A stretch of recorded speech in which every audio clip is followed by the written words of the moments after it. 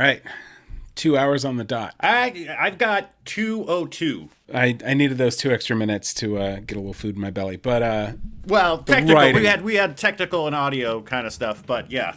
All right, so if you're just tuning in, this is part 5. We don't normally do things in so many parts, but refresher, there's a part 1, 2, 3, and 4 to this that you can go back and watch that we've been doing over the past week and a half. And it was a story that I left as a cliffhanger back in 2014, and we're finally finishing it today. We thought we had the last part of it that we read live last time, and it ended up being another cliffhanger. So Cody graciously gave me 2 hours to write the ending of this story, and I have not proofread it. I have not done anything but write, and this is going to be part 5 and the final part of Asylum.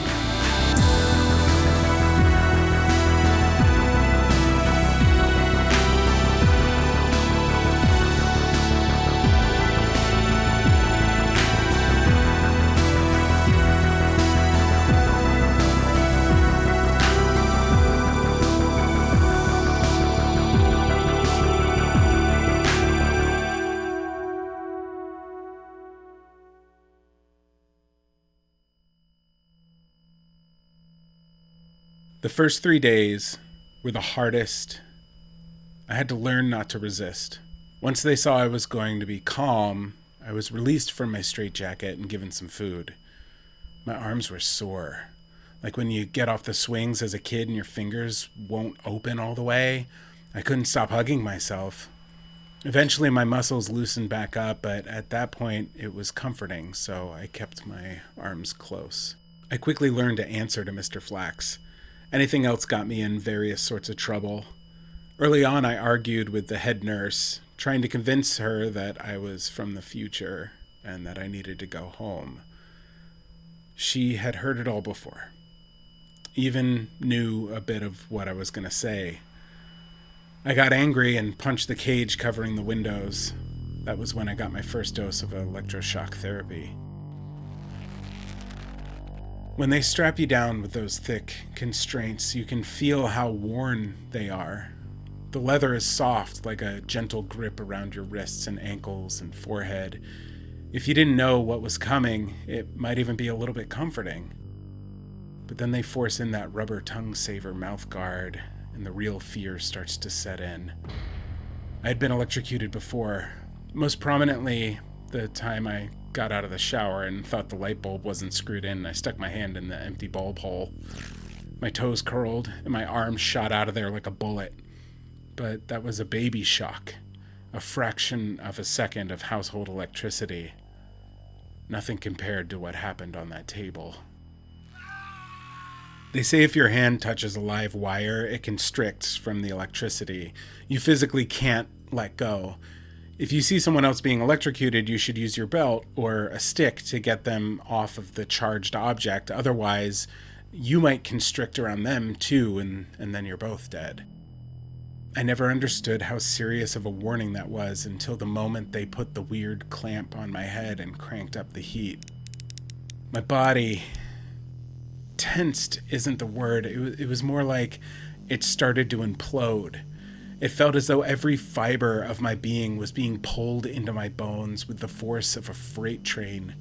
A slow but incredibly strong, crushing feeling. And there was only room for one word inside my head. Please. I don't know how long that lasted. I don't know how I got back to my room or how long it was before I woke up. But when I did, it took me a long time to stop feeling like I was expanding. I felt like a crumpled piece of cellophane left on the counter, slowly crackling back into my original shape. I only needed that experience once. There would be no more arguing for me because I had seen the movies. I knew what happened if the shock therapy didn't work. A solid smack on the back of a knitting needle straight through your tear duct. Lobotomy. That would be sure to keep me here forever. I'd be a walking toddler, stuck in the past. So I played it safe after that first shock. I needed to bide my time, to think of an alternate route out of here. When I earned my privileges back, I started to take stock on whatever happened throughout the day, when people came and went, where all the locked doors were and windows, and who had the most keys. And once I gained a little bit more of their trust, I started figuring out how to fake taking my own pills. One time in college, I took some medicine and gagged at the same time I tried to swallow, and instead of going down my throat, the pill ended up in my nasal cavity. Because I had been sick, I actually didn't notice until it started to dissolve, and then I started to panic. Painful burning acid in my nose, dropping slowly down my throat. I never wanted to experience that again. But when it came to pill time here, they wanted to see under your tongue and the back of your throat. So it became my method of deception. Very, very unpleasant. But it worked, as long as I could get them out before they started dissolving. Once I started avoiding the medicine, the planning was much easier. My thoughts were my own again, and I was retaining a lot more information. Before long, I knew the guards' names and when they came and left.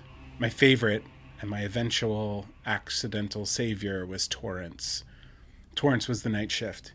He sat alone from 11 p.m. to 4 a.m. every night, watching TV and reading dirty magazines.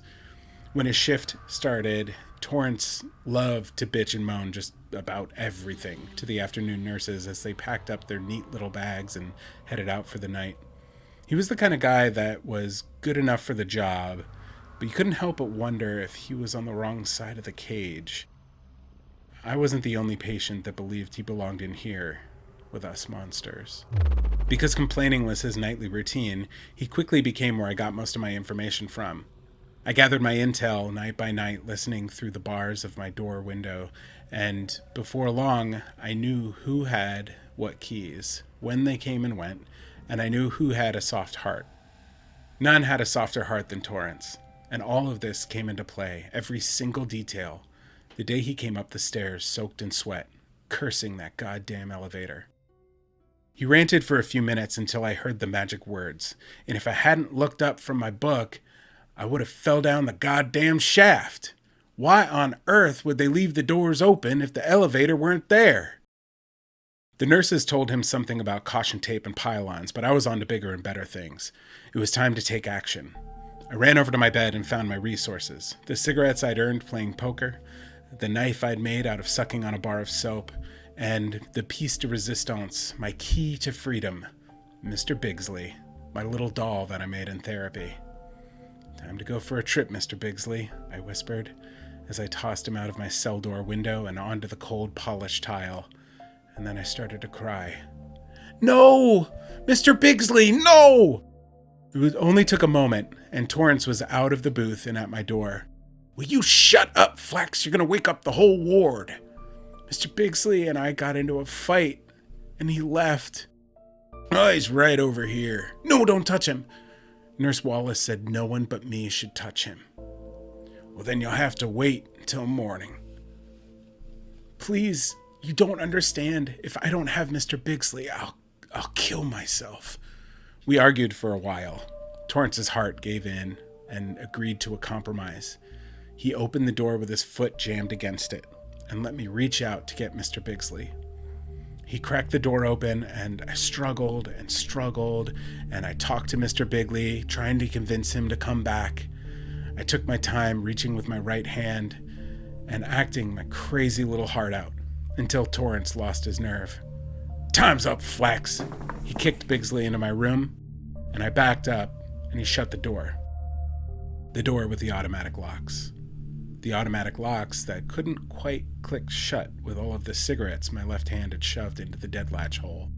I let Torrance take 10 sleepy steps back to the booth before slipping out the door and quietly sneaking my shiv against his neck. "Two things can happen here, Tori, and opening the floor gate is one of them." "I don't get paid enough for this shit," he muttered as he handed me the whole key ring. "I'm gonna go work nights for a high school after this. Get out of here, you lunatic." That was easier than I expected.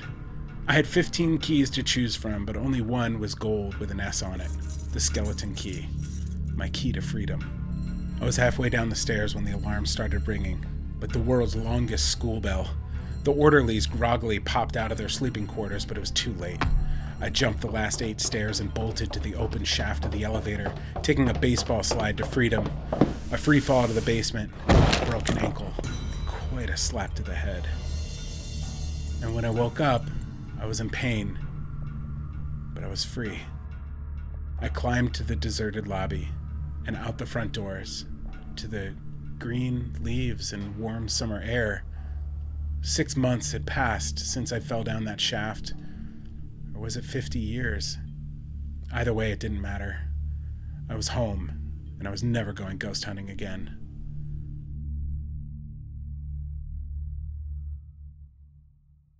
I finished.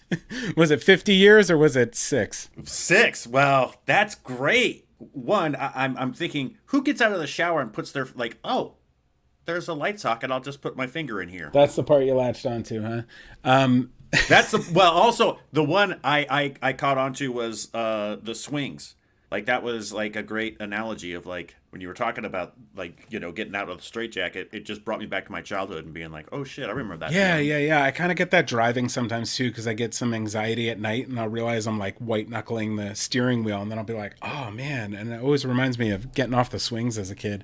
Yeah, the light socket thing certainly happened to me. I got out of the shower, I was soaking wet, and you know, it was early in the morning or something, and the one light wasn't on. I was like, oh, and stuck my finger up. It was like a glass bulb like this, so you couldn't see where the socket was, and it just shot right out. Damn. Okay, I was thinking that it was just like an empty socket, and you were just like, oh, let me just put my finger in here. Whoa. Well, the story's great. The electric shock therapy, Tori, but then also, and like the character, and then was this like something like where you had fallen down a shaft on the ghost hunt, but then you were left behind, and then you found your way out, and you was just like you knocked yourself out, or like? Yeah, I guess what you're saying is, was it paranormal or not? Yeah, I don't know. Because certainly the fact that he ends up back in the elevator shaft is like, oh, you know, the fantasy started where the fantasy began. But 6 months, your body couldn't survive 6 months unconscious. You'd die. And in Minnesota, and going through, like, let's say it was winter to summer, there's no way. Yeah, there's no way. In an old that's exposed, like, building. So I think it was actually time travel. Destroy it. It's time travel. Walking through some sort of dimensional... Look, there's some holes in the story, Cody. I wrote this part in 2 hours. It's a marvelous story. One thing I really wanted to honor was where the story was obviously going from the beginning for myself, you know, in completing this. And part of that is like the 6 months, you know, like coming back in the summer after the winter. Like, I think the reason this whole series starts with "Where have I been?" was to kind of like poke fun at the fact that I had been missing for 6 months when I started posting again, you know? And so I had a similar thought, not even having revisited these yet, but when we were talking about bringing back haunting season in 2020, had a similar idea of like, well, what if we start off with a story where I'm like, where have I been? And I'm glad I didn't do that, because it would have been like a straight up ripoff of my own story. Well, great job, Joshua, as always. Just a phenomenal story. And also to have this meet a deadline within like 2 hours. Yeah, this is a really fun challenge. And like you said, like kind of therapeutic too, to go back and be like, okay, to all those people who really did care over the years and were really wondering, like, let's just close that chapter so that we can continue moving forward with the new show, which is going great. I'm having so much fun. I'm so glad we're back. To anybody wondering, I'm not planning on disappearing at any point ever again. I won't allow it. Yeah, life is different now. Yeah, so next up we've got an interview episode with Justin C. Key, and it's kind of like a bridge interview between our two themes. So we're going to have, you know, it's going to have a little bit of insanity, and it's going to have a little bit of next month's theme in it as well. Okay. Enjoy, subscribe, all the thing. I don't know, roll credits.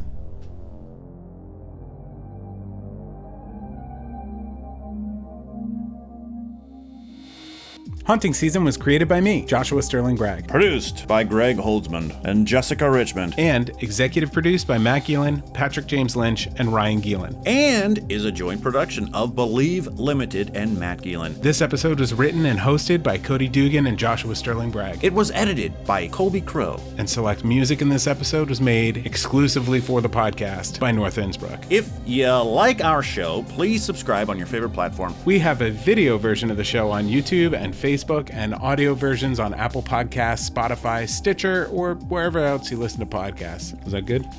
Oh boy.